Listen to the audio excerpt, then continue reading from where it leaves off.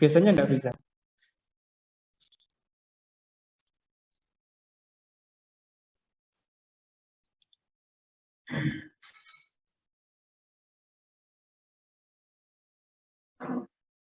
Kita manfaatkan. Baik, ini sudah live di YouTube. Alhamdulillah hari ini kita sama Allah masih diizinkan untuk bertemu kembali di pembelajaran. Kemudian ini adalah detik-detik menjelang PAS dan detik-detik menjelang kelulusan gitu ya. Untuk materi semester ganjil kita sudah selesai minggu yang lalu. Jadi hari ini kita sudah bisa memulai untuk materi yang di semester genap. Nah, sebelum kita minggu depan belajar khusus untuk latihan soalnya.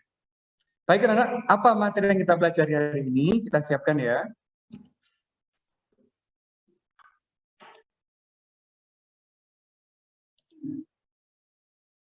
Nah, ini materinya, yaitu mengenai senyawa benzena. Bukan benzema, ya. Kalau benzema itu recording in progress. Tapi kalau ini senyawa kimia. Baik.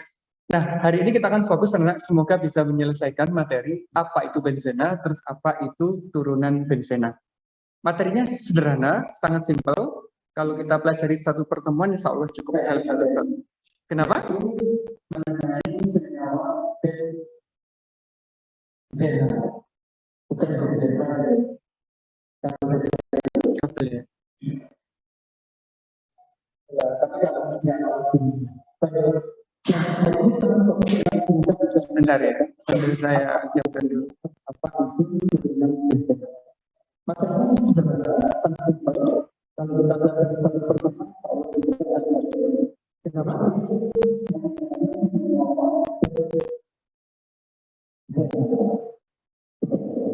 Sebentar ya, kalau double kita harus siap-siap.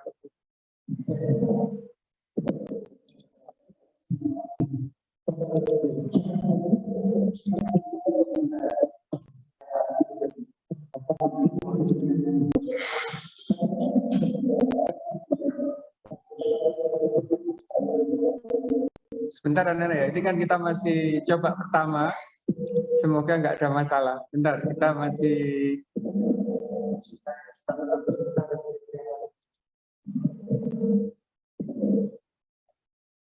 kita tunggu sebentar ya.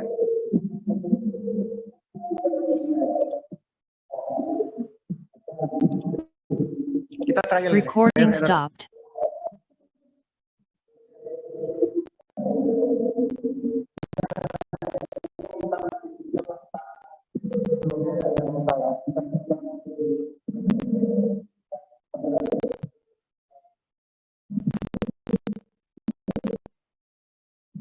Tidak bisa ya, streamingnya kita hentikan.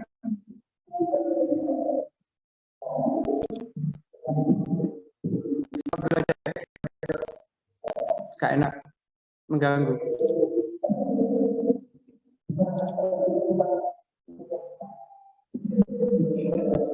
Ini suaranya masih ada terus, gak tahu dari yang mana ini suaranya. Sebentar ya, gak insya Allah gak mengurangi materi jamnya kok.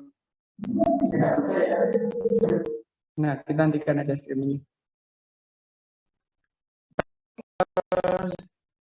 Kita pakai manual dulu aja kalau begitu. Tadi ini kita record manual aja. Recording in progress. Kita belajar masalah benzena dan turunannya, materinya singkat dan anak, insya Allah hari ini kita bisa menyelesaikan dengan cepat. Nah, benzena itu dan turunannya, insya Allah sering sekali kita ketahui dalam kehidupan sehari, namun kita tidak menyadarinya. Dan kegunaannya cukup banyak. Misalnya ini di kecap. Di dalam komposisinya itu macam-macam ya. Kemudian di dalam Coca-Cola, satu produk minuman itu juga ada. Kira-kira di bagian apa? Di sini. Ada pengawet yang disebut sebagai natrium benzoat. Nah, natrium benzoat itu anak-anak adalah salah satu contoh senyawa yang turunan dari benzena itu. Lah dampaknya bagaimana? Terus kerugiannya apa? Manfaatnya apa? Nanti anak-anak akan ketahui secara langsung begitu. Termasuk di sini, termasuk di kecap, agar kecap itu cenderung lebih awet, pasti ditambahkan ini juga ada natrium benzoat. Dia sifatnya sebagai anti antioksidan atau apa gitu juga. Selain sebagai pengawet juga ada fungsi lainnya. Itu benzena. Nah, terus bagaimana struktur benzena itu sendiri? Itu yang kita harus pelajari hari ini. Ini anak benzena waktu ditemukan pertama kali itu orang-orang bingung menentukan strukturnya karena rumus kimianya itu ada C sebanyak 6, atom karbonnya 6, hidrogennya juga ada 6. Kalau dibentuk, strukturnya ada 3 kemungkinan ini. Jadi ada C yang jejer-jejer, ada ikatan rangkap 2, rangkap 3, rangkap 2, begitu ya. Ada ikatan tunggalnya juga. Ini gambar kemungkinan yang pertama. Ini gambar kemungkinan yang kedua, ini gambar kemungkinan yang ketiga. Namun, dari ketiga struktur ini, setelah dianalisis, dengan membandingkan sifat-sifatnya, perbedaannya cukup drastis. Jadi sifat-sifat yang ada dalam senyawa benzena itu tidak cukup dijelaskan dengan struktur kayak begini. Berarti apa? Struktur yang diajukan ini masih belum tepat, masih belum benar. Baru ada ini, tahun berapa? 2 tahun setelah yang meninggal ya, itu baru didapatkan strukturnya, yaitu Kekulé, ini orang Prancis, dan menemukannya pun nggak sengaja dia. Pada malam hari, karena sebelum tidur dia memikirkan perdebatan banyak ahli waktu itu, apa sih rumus kimianya, bagaimana strukturnya, tapi pada waktu tidur dia mimpi. Di dalam mimpinya itu apa? Melihat ada seekor ular melingkar kemudian menggigit kepalanya. Itu mimpinya Kekulé. Dari mimpinya itu kemudian dia berusaha membuat strukturnya. Kira-kira ya apa struktur benzena? Apakah memungkinkan saya buat kayak di mimpi saya itu? Nah ternyata benar. Pada saat sebenarnya dibuat anak-anak, antara struktur yang diajukan dengan hasil analisis, eksperimen dan sebagainya ada kemiripan. Bahwa struktur benzena itu tidak lagi rantai lurus kayak begini ya, tapi dalam bentuk apa? Dalam bentuk siklis, dalam bentuk rantai tertutup membentuk cincin lingkaran. Bagaimana susunan atom karbonnya? Karena jumlah C-nya ada 6, hidrogennya 6, ternyata begini. Ada C berikatan rangkap. Terus ada seling lagi, ikatan C tunggal. Rangkap lagi, tunggal lagi, rangkap lagi. Sehingga C yang di sini masing-masing mengikat satu atom hidrogen untuk melengkapi sebagai ikatannya. Begitu. Yang ikatan tunggal itu disebut sebagai ikatan sigma, yang rangkap itu disebut sebagai ikatan pi. Itu istilah di dalam ilmu kimia. Nah, kemudian dari struktur ini diketahui mengapa benzena itu stabil. Karena elektron-elektron ikatannya ini anak-anak itu bisa berpindah-pindah. Rangkapnya itu bisa pindah. Awalnya di sini bisa ke sini, yang sini bisa ke sini dan sebagainya. Terus elektronnya juga menyebar secara merata. Istilahnya mengalami terdelokalisasi karena elektronnya itu bisa berpindah-pindah. Inilah yang menyebabkan struktur benzena itu sangat stabil. Jadi C6H6 strukturnya itu dibuat siklis kayak begini. Ini C, ada 3 ikatan. Ikatan yang keempat mengikat atom hidrogen. Itu setiap atom karbonnya. Begitu ya untuk benzena. Nah, terus untuk penulisan senyawa benzena itu ada beberapa kemungkinan anak-anak. Boleh ditulis begini, hidrogennya tidak ditampakkan. Boleh seperti ini, hidrogennya ditampakkan, atau dibuat seperti ini dalam bentuk lingkaran. Ini ada alasannya, nggak ngawur gitu ya, membuat lingkaran. Ini menjelaskan akibat bisa pindahnya ikatan rangkap. Coba kita lihat, rangkapnya awalnya di sini, geser ke sini ya, jadi ini. Terus yang ini geser jadi ini, yang ini geser jadi ini. Lah proses perpindahan ikatan rangkap itu dikenal sebagai struktur resonansi. Lah adanya resonansi ini juga yang menyebabkan benzena itu menjadi sangat stabil. Walaupun dia punya ikatan rangkap, dia sulit untuk diputus ikatannya, sulit untuk diadisi ikatannya, namun cenderung untuk mudah disubstitusi. Nanti begitu alasannya. Berbeda dengan hidrokarbon lainnya, anak, kalau dia punya ikatan rangkap, ikatan rangkapnya itu mudah diputus gitu. Tapi berbeda untuk benzena, dia malah mudah mengalami substitusi. Nah, untuk mewakili perpindahan ikatan rangkap itu, ahli itu boleh menuliskan ada cincin segi 6, di dalamnya dikasih lingkaran. Nah, lingkaran ini menunjukkan bahwa ikatan rangkapnya itu boleh berpindah-pindah. Kalau yang awal anak-anak, itu lingkarannya nggak penuh, tapi dibuat kayak garis putus-putus itu. yang menunjukkan bahwa apa? Posisi ikatan rangkapnya itu boleh berpindah-pindah. Ini ya cara menggambarkan struktur benzena. Nah, kemudian karena stabil, sulit diadisi, tapi mudah disubstitusi, maka atom-atom hidrogen yang ada di cincin benzena itu boleh diganti nanti anak. Boleh diganti 1, boleh diganti 2, atau diganti 3, bahkan diganti semuanya itu boleh. Melalui apa? Reaksi substitusi. Begitu. Nah, ini reaksi substitusinya. Ada 4 yang anak-anak harus kuasai. Begitu. Yang pertama disebut sebagai reaksi nitrasi. Karena nitrasi berarti berhubungan dengan asam nitrat. Namun, asam nitrat ini tidak cukup kuat.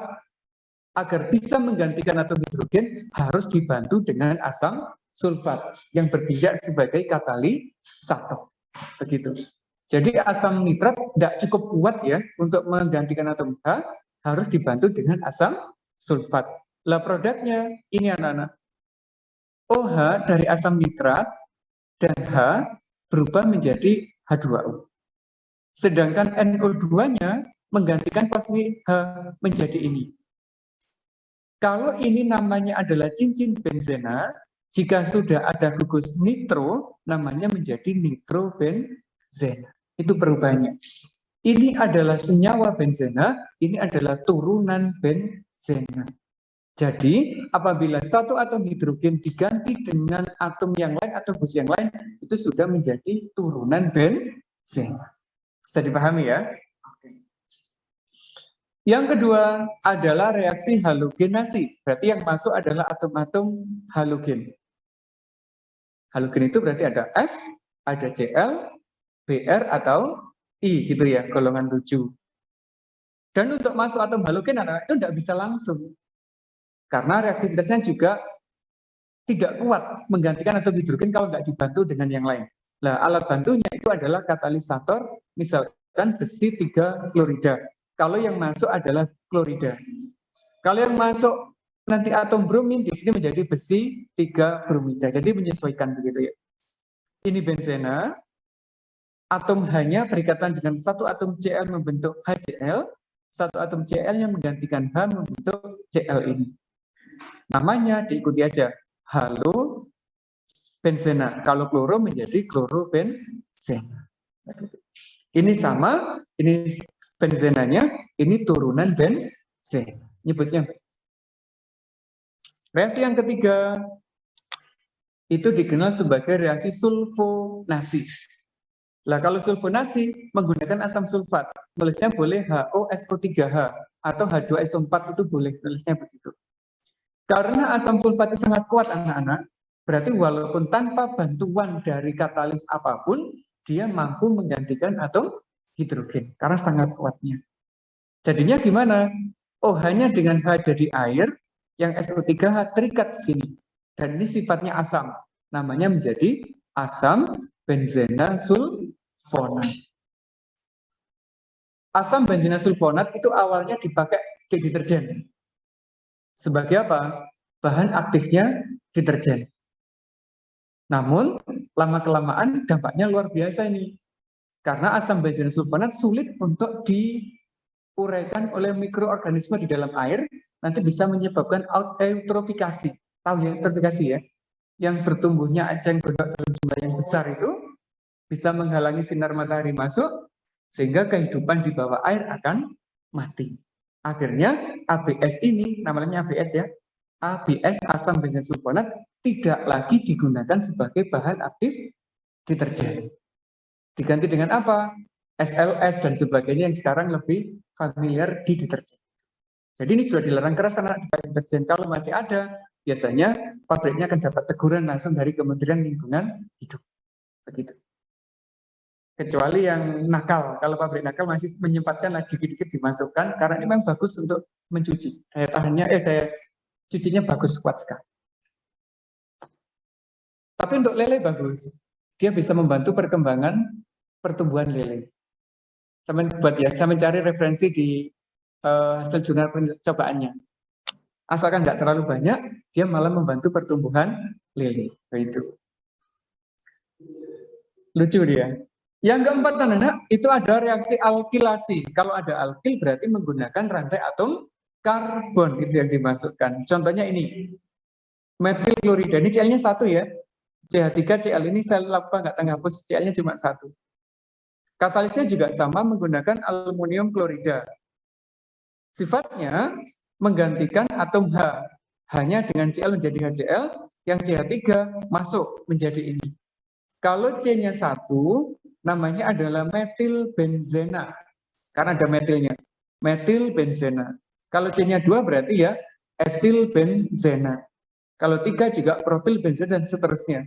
Cuma metil benzena itu kalau di masyarakat lebih umum dikenal sebagai toluena.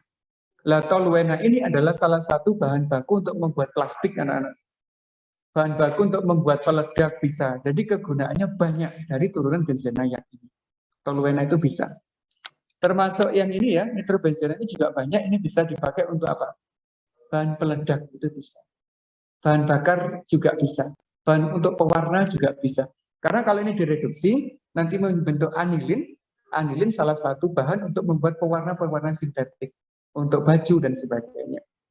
Nah kalau yang kloro ini sifatnya malah beracun. Untuk desinfektan, untuk yang berentas sama itu apa namanya? Pestisida, itu turunnya dari halogen-halogen. DDT pernah tahu DDT ya? Nah itu turunan dari benzena. Begitu. Lah untuk turunan benzena, nah yang harus kalian ketahui di kelas SMA itu ada 3 jenis. Yang pertama dikenal sebagai monosubstituen atau substituen karena ada satu atom hidrogen yang diganti dengan atom yang lain. Contohnya yang tadi, yang ada Cl-nya, nggak tak gambar lagi karena tadi sudah ada, tak buang gitu ya. Ada Cl, trikadidibenzena, yang ini tadi loh. Kalau masih ragu, yang ini, namanya kan klorobenzena.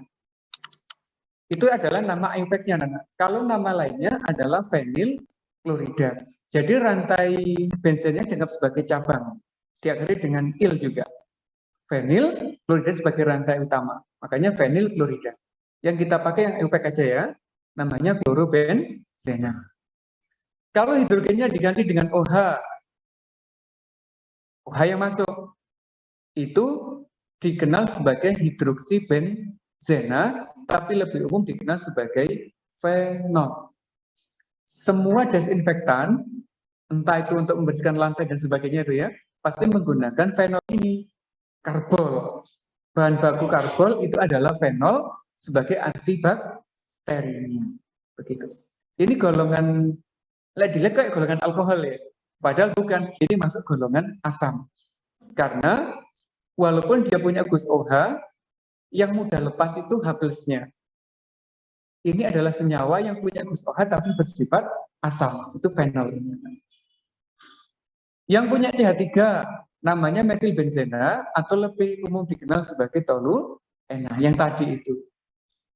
Ini yang saat ini lagi booming-boomingnya anak-anak. Yang masuk adalah etilena. Ini etilena, alkena rantai rangkap ya, alkena ya.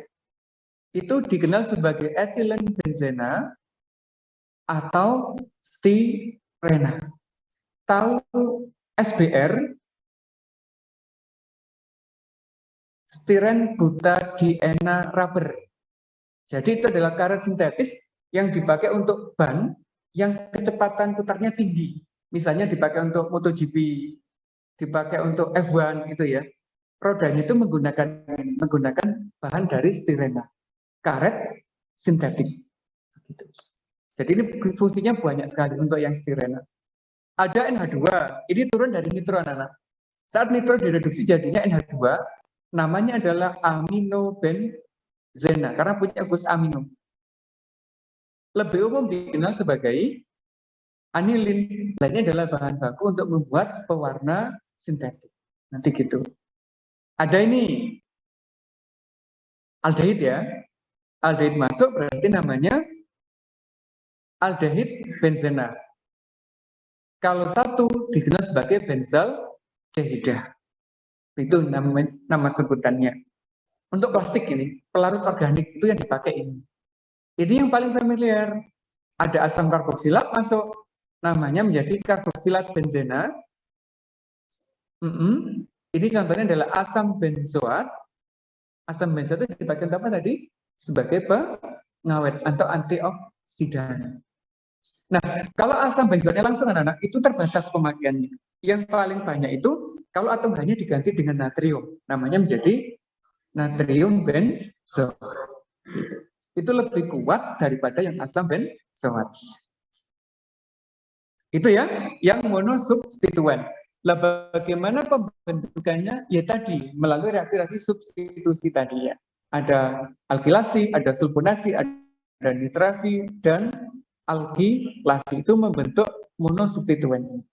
Nah, kemudian yang kedua, itu ada polisubstitusi anak-anak. Jadi yang masuk, yang tergantikan lebih dari satu atom hidrogen. Misalkan ini, Cl masuk pertama, yang masuk kedua adalah NO2. Maka produknya ada ini, ada ini. Ada dua kemungkinan. Ini sudah ada NO2. Yang masuk kedua adalah atom Cl, maka produknya ini. Nah, untuk menentukan produknya satu atau dua, itu ada ketentuannya. Dan itu tergantung apa? Tergantung substituen yang pertama ini. Kalau substituen pertama adalah Cl, produknya bisa dua macam. Kalau NO2, produk satu macam. Kenapa kok begitu? Karena ada ini. Ada gugus yang bersifat mengarahkan orto dan para, ada gugus yang mengarahkan pada posisi meta. Nah, apa para itu? Apa orto itu? Ini anak-anak. Apabila substituennya berdekatan, ini nomor 1, nomor 2 begitu nyebutnya, itu disebut sebagai posisi orto. Simbolnya O. Orto. Kalau berjauhan, itu namanya posisi 1 dan 4. 1, 2, 3, 4. Kalau 1, 4, itu namanya posisi para.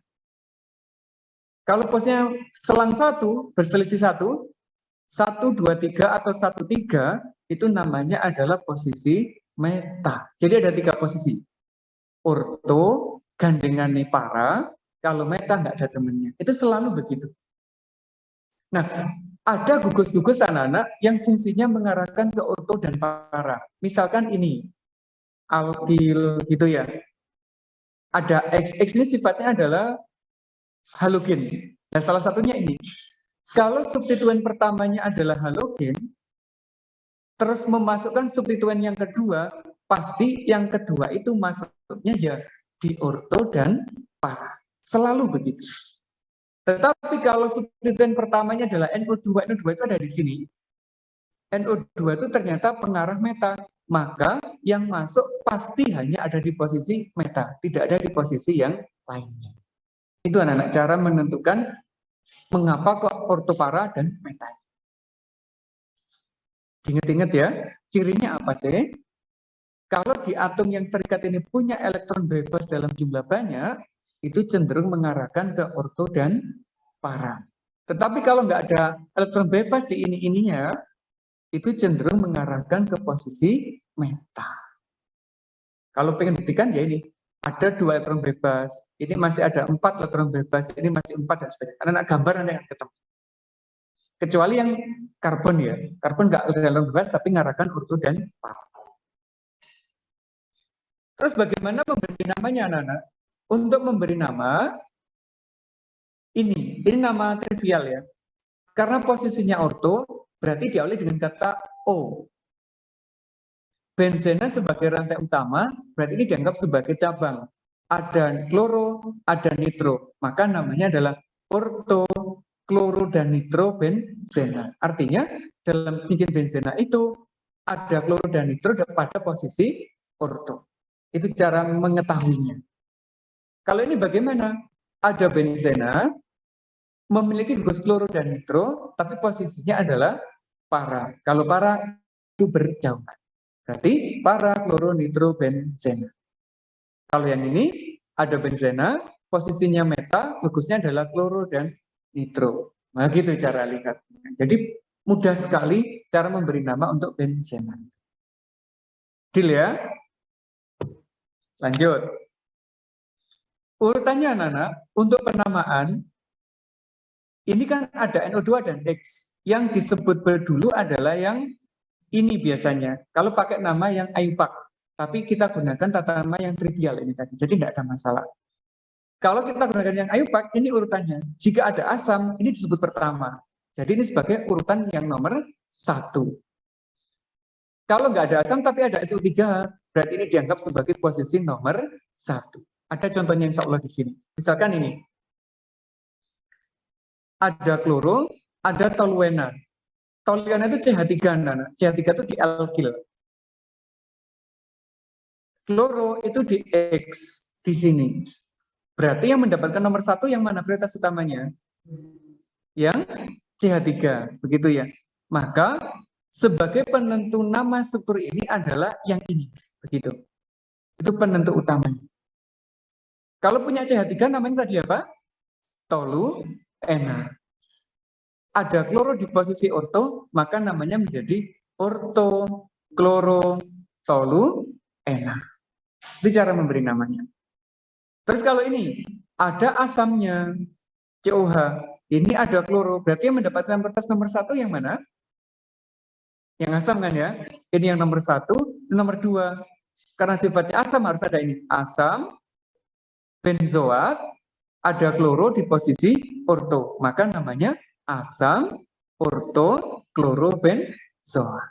Begitu. Nah ini nanti kalau berlatih bagus. Nanti kalau berlatih. Kita lanjut dulu aja ya. Ini yang dua substitusi anak-anak ya. Yang tadi ada posisi orto, ada posisi meta, ada posisi para. Yang di atas ini adalah tata nama trivial. Yang di bawah ini yang IUPAC. Yang dipakai yang IUPAC-nya. Berarti nomor 1, nomor 2, 1, 2 diklorobenzena. Biasanya begitu. 1, 3 berarti 1, 3 diklorobenzena. Ini D-nya hilang. 1, 4 berarti 1, 4 diklorobenzena. Kalau ini berarti orto. Diklorobenzena juga harusnya begitu ya, ada D-nya. Karena klorinnya ada 2. Ini berarti meta, yang ini berarti para. Ini untuk menegaskan yang tadi aja. Nah, kalau 3 substituen berarti ada 3 pergantian anak-anak. Ini hati-hati cara memberi namanya, berarti harus mengikuti apa? Mengikuti urutan yang tadi. Misalkan ada metil, ada bromin. Yang prioritas adalah yang ini dulu. Mengapa? Karena posisi CH3 lebih tinggi daripada Br. Berarti ini yang nomor 1, nomor 2, nomor 3, nomor 4. Namanya menjadi 4 bromo, 1, 2 dimetil benzena. Begitu. Ini ada nitro, ada Cl yang lebih tinggi kan nitro. Berarti nitronya nomor 1. 1, 2, 3, 4. Kloronya nomor 2, 2 kloro. Nitronya di nomor 1 dan 4. 1 dan 4 di nitro benzena. Gitu. Ini pakai nama IUPAC kalau ada benzena-benzenanya. Ini nama khusus anak-anak. Ada CH3, ada NO2. Lebih tinggi siapa? CH3. Berarti nomor 1. 1, 2, 3, 4, 5, 6. Ada nitro di nomor 2, 4, 6. Berarti 2, 4, 6 trinitro. Ini adalah cincin toluena. Berarti namanya ada toluenanya. Ini dikenal sebagai TNT. Apa TNT? Pelega. Tahu siapa yang menemukan? Enggak tahu. Namanya adalah Nobel. Pernah dengar nama Nobel? Istilah Nobel? Hadiah Nobel biasanya gitu ya. Nah, hadiah Nobel itu adalah dari yayasan yang didirikan oleh Nobel si penemu TNT ini. Setiap orang yang berjasa untuk perdamaian, orang yang berjasa di pengetahuan akan diberi hadiah gitu ya. Nah, apa maksudnya? Itu sebenarnya sebagai bentuk pengakuan dosanya dia, gitu Rek. Karena apa sih? Pada saat awal-awal perang-perang itu ya, orang itu jarang menggunakan peledak. Tapi setelah menemukan TNT, orang-orang berlomba-lomba membuat senjata dengan bahan peledak. semuanya itu bisa membunuh banyak orang gitu. Agar dia tidak rasa yang banyak, akhirnya di yayasannya itu memberikan khusus dari hasil penjualan PNJ itu diberikan kepada orang-orang yang berjasa. Awalnya itu hanya yang berjasa di bidang perdamaian. Awalnya itu. Terus lama-lama kan hanya ini sudah damai katanya begitu. Terus hadiahnya diberi kemana? Uangnya ditaruh kemana? Akhirnya berkembang. Diberikan ke orang yang berjasa di bidang-bidang yang lain. Di medis, di pendidikan, dan sebagainya. Orang-orang akan diberi hadiah Nobel. Sampai sekarang eksis itu yayasannya, karena setiap penjual PNT yang ada di dunia ini harus mendapatkan rekomendasi dari yayasan itu, karena hak patennya ada di yayasan Nobel. Itu anak-anak ya sampai sekarang. Oke, ini sejarahnya luar biasa kalau sampai membaca biografinya. Silakanlah dicari nanti. Ini cara memberi namanya. Sifat benzena sifatnya adalah tidak boleh kena kulit langsung, apalagi ketelan. Benzena nggak boleh. Benzenanya ya, bukan turunannya. Itu ada kejadian temuan waktu kuliah, itu prakteknya menggunakan benzena. Ini harus disimpan di suhu yang hangat anak-anak. Kalau di suhu ruang dia nggak bisa, harus di suhu yang panas. Gunakannya harus disedot. Karena nggak hati-hati, itu disedot benzenanya, kena lidah, dan akhirnya apa? Melepuh lidahnya. Hampir seminggu dia nggak bisa makan makanan padat karena melepuh lidahnya. Harus disuntikkan pakai selang itu makanan. Kasihan waktu praktikum. Agak hati-hati, terlalu ceroboh. Dia punya bau yang khas karena dikenal sebagai senyawa aromatik. Itu cirinya benzena. Kalau sifat kimianya ini beracun, mudah terbakar, terus sulit mengalami reaksi adhesi, tapi mudah mengalami reaksi substitusi yang tadi. Kalau kena kulit bersifat korosif. Tapi hati-hati menggunakan benzena. Kalau praktek digunakan nanti hati-hati. Tak boleh disedot langsung. Penggunaannya banyak. Kalau benzena sendiri itu kegunaannya sedikit, cenderung nggak berguna gitu ya. Tapi kalau dari dalam turunannya berguna.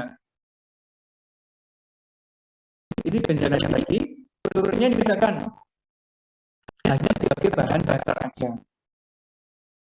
Misalkan untuk membuat fenol, contohnya untuk membuat fenol, anilin, toluena dan sebagainya. Ini nggak besar. Fenol dan alifatik alkohol itu bedanya apa? Kalau fenol itu bersifat asam, kalau alkohol itu bersifat netral, nggak salah. Ini kan untuk turunannya. Ini ada anilin ya. Terus ada toluena. Kemudian ada apa CH itu? Benzaldehida. Kemudian ada asam benzoat. Kemudian ada ini khusus ini.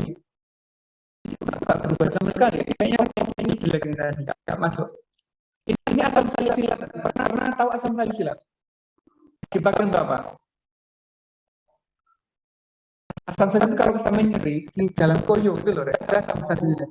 Yang memberi hangat itu senyawanya, asam salisilat. Kemudian ada yang lainnya. Nah, ini tidak bisa dilakukan secara langsung karena itu akan menjadi bagian tugasnya anak hari ini. Tugasnya itu apa? Membuat semacam poster digital mengenai senyawa turunan benzena. Tentunya gimana? Anak-anak milih aja salah satu senyawa turunan benzena. Misalkan milih fenol, ambil fenol. Misalkan milih asam benzoat, ambil asam benzoat. Nah, apa yang harus ada di dalam posternya itu anak. Ada produk yang memuat nama senyawa turunan benzena. Tadi apa yang saya contohkan? Ada kecap ya. Apalagi tadi ada Coca-Cola. Apa nama di dalamnya tadi? Natrium benzoat misalnya gitu. Terus setelah menentukan produknya yang mengandung turunan, cari strukturnya. Misalkan yang di Goyo tadi ada asam salisilat. Saya mencari strukturnya asam salisilat yang benar itu kayak apa. Kemudian cari referensi bagaimana secara sintesis asam salisilat. Bagaimana sih sintesis asam natrium benzoat itu. Nanti di track banyak itu akan ada semuanya. Terus di bawahnya sifat-sifat senyawanya. Di track pasti ada ya. Sifat asam salisilat apa itu semuanya. Dan di bagian akhir tampilkan juga manfaat atau kerugian penggunaannya. Jadi nanti dibuat dalam satu halaman kayak infografis gitu ya. Biar nanti kalau dibaca teman-temanmu itu bagus. Nah, boleh anak-anak kirim di IG, terus nanti linknya dikirim ke saya atau ya projectnya langsung yang teman kirimkan di Classroom. Waktunya panjang, ini nggak harus hari ini selesainya, saya kasih waktu sampai minggu depan. Jadi nanti hasilnya bagus. Semoga ada contohnya yang sudah dibuat di teman-temanmu itu. Kalau di internet,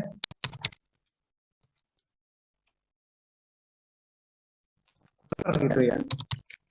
Kalau di saya sudah ada dulu contohnya temanmu, kakak tingkatmu.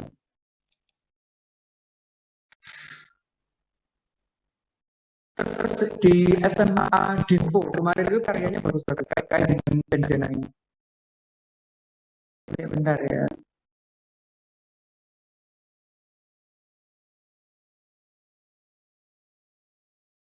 Apa lihat di IG saya aja ya.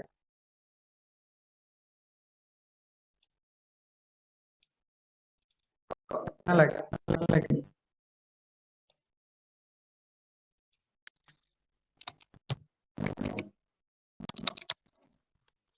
Coba masuk di Instagram saya ya.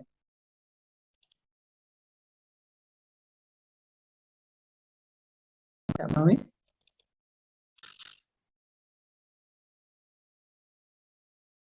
Itu ada cara lainnya.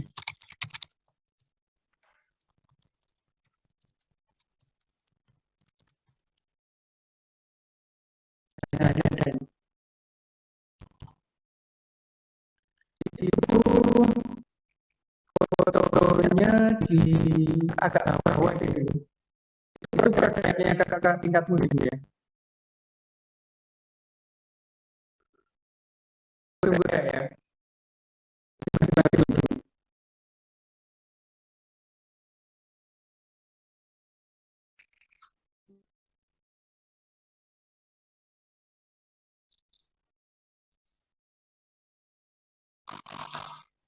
Aku nggak mau.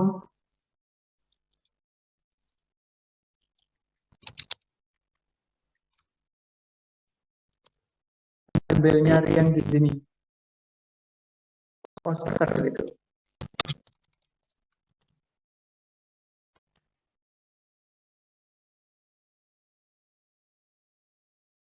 Yang penting sama desain kayak anu ya, kayak apa? Infografis itu hasilnya kan bagus. Ya. Apa gini kan nanti tak share di Classroom aja ya contohnya biar sebagai pembandingnya anak-anak gitu. Yang penting ini anak-anak ya memuat ini di dalamnya. Kalau desainnya, saya yakin anak-anak paham desain, di desain sebagus mungkin nggak apa-apa. Nanti gitu sebagai tugas terakhir untuk semester ini. Ada yang ditanyakan anak terkait dengan Benzena? Karena memang Recording stopped. Kalau nggak ada, selesai ya pertemuan hari ini. Semoga bermanfaat. Maaf agak cepat-cepat karena memang saya targetkan materi selesai di semester 1. Terima kasih atas perhatiannya. Untuk jawaban-jawabannya. Assalamualaikum warahmatullahi wabarakatuh.